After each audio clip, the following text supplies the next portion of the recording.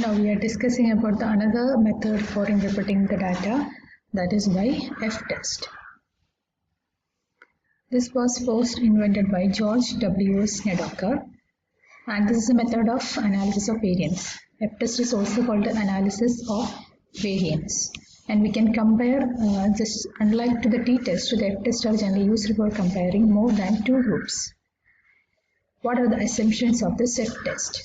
The data should be continuous in we are analyzing the F-test. It should have normal distribution, and the group should be having they should be independent of each other. I told you that these are generally comparing more than two groups.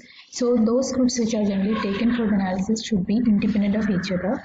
But the variance of the two groups or the variance of the groups that is under study should be having similar variance.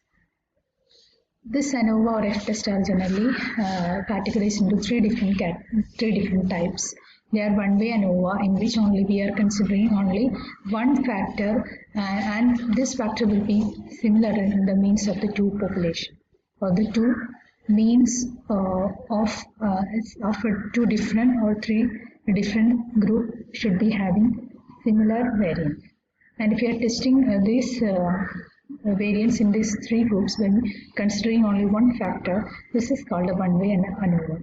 And two-way means here the tests are generally considered, or here we are taking two different variables for comparing two or more equal groups of samples that we are under study.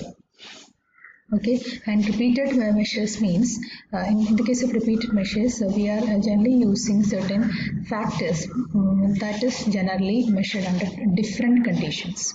So if we are analyzing a particular factor in different condition, we are using the repeated measure. We are repeatedly measuring by using that particular variable. And this is a commonly used method for analyzing the F-test. Because, for example, if a researcher requires repeated measures such as longitudinal research, which measures each sample at each of several ages. So here age is repeated. So by means of taking this particular factor, that is age, and scientist is able to measure this F-test in different groups by using only a certain factor in repeated measurement. And how can we calculate this F-test? The F-test can be calculated by means of the following formula, that is F is equal to explained variance divided by unexplained variance, or F is equal to between the variance between the group and minus group, which is generally showing the variability, or the variance within the group minus the group showing the variability. Okay, so between group variability and within group variability generally produces what? This F-test.